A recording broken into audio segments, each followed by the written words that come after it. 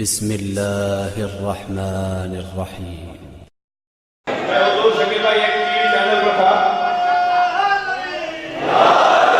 ایک دیوبندی عالم دین میرے ساتھ تھے، ایک رسانے پر اکثر اتفاق رہتا ہے، ہمارے عزیز ہیں، ہمارے بھائی ہیں، بڑے ہوئی دیوبندی سب۔ البتہ کوشش اب یہ ہے کہ اہل سنت کی جو حسین تصویر ہے نا، وہ بر صغیر میں جو دھندلی ہو گئی تھی وہ دوبارہ سے روشن ہو جائے، اور وہ اہل سنت کی جو دھندلی تصویر روشن کرنے کی مجھے خواہش ہے وہ ہے تفضیلی سنی۔ بر صغیر کا اصلی سنی تفضیلی ہے، یعنی تفضیلی کسے کہتے ہیں میں بچوں کے لیے عرض کر رہا ہوں۔ ہندوستان میں یوم حسین ہوا ہے، خواجہ نظام الدین ثانی یوم حسین سے خطاب کرنے آئے، مجمع شیعوں کا خطیب سنی، تو مجمع سے خطاب کر کے کہنے لگے سنو میں سنی ہوں مگر تفضیلی ہوں، اور تفضیلی کی تعریف یہ ہے جو بعد از نبی علی کی فضیلت کا قائل ہے۔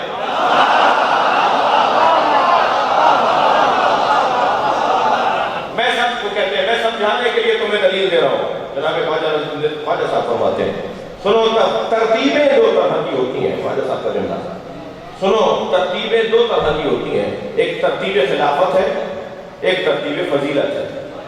وہ کہتے ہیں علی ترتیب خلافت میں چوتھے ہیں مگر ترتیب فضیلت میں پہلے ہیں۔ تو مجمع میں سے ایک صاحب کھڑے ہو گئے، کہنے لگے خواجہ صاحب بات سمجھ میں نہیں آ رہی، جو ترتیب فضیلت میں پہلا ہو اسے ترتیب خلافت میں بھی پہلا ہونا چاہیے۔ تو الجھ کے کہنے لگے 1,23,999 پیغمبروں کے بعد آنے والا پہلا سمجھ میں آتا ہے؟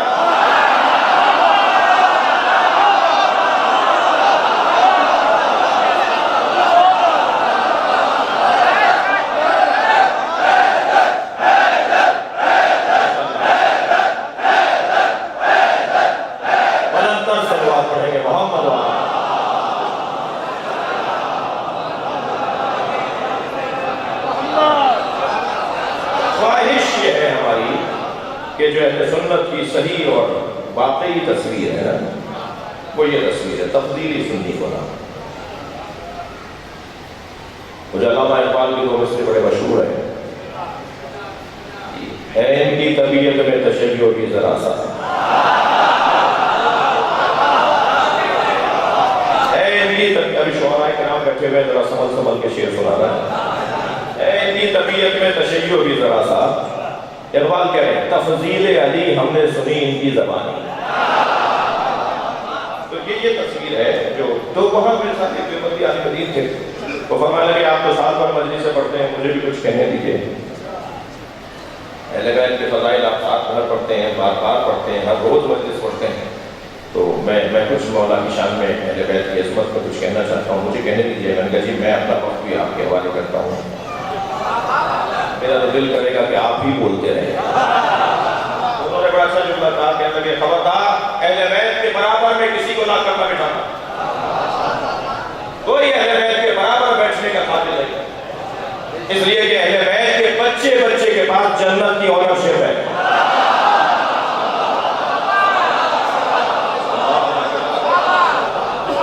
میں نے اسے کہا کہ مفتی صاحب آپ کا جملہ تو بڑا سونے کے تاروں سے لکھنے کے قابل ہے، مگر میں بھی ایک جملہ کہنا چاہتا ہوں، جملہ بڑا حسین ہے، مگر میرا جملہ یہ ہے کہ دنیا کے، اسلام کے، تاریخ اسلام کے، مسلمانوں کے معتبر ترین لوگ اپنی جنت کا یقین نہیں رکھتے، اہل بیت ہماری جنت کی ضمانت دیتے ہیں۔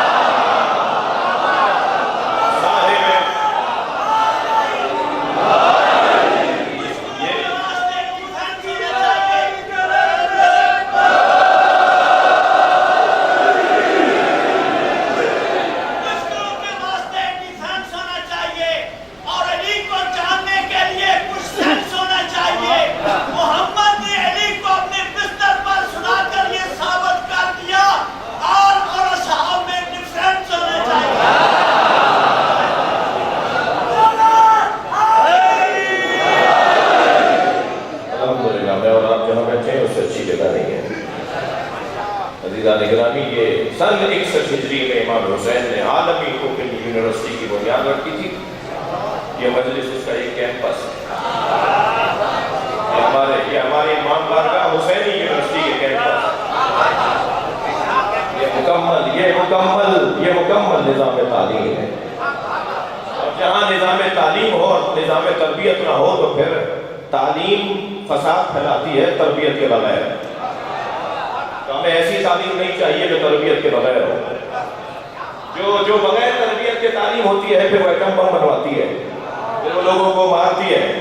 وہ تعلیم ہی کے وہ بڑے پڑھے لکھے لوگ ہوتے ہیں جو لوگ مارنے کے کام کر رہے ہیں. لہذا تعلیم بغیر تربیت کے ہو تو فساد ہے.